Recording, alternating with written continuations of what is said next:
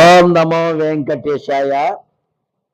ఈరోజు అనగా 30/12/2024 తిరుమలలో తగ్గినటువంటి భక్తుల రద్దీ.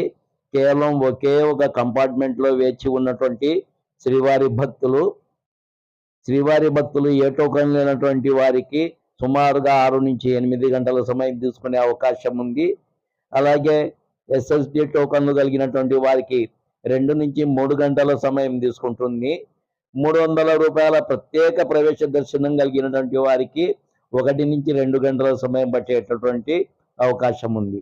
ఇప్పటికిప్పుడు వైకుంఠం కాంప్లెక్స్లో ప్రవేశించేటటువంటి వారికి సుమారుగా 4 గంటల నుంచి 5 గంటల సమయం తీసుకునేటటువంటి అవకాశం ఉంది.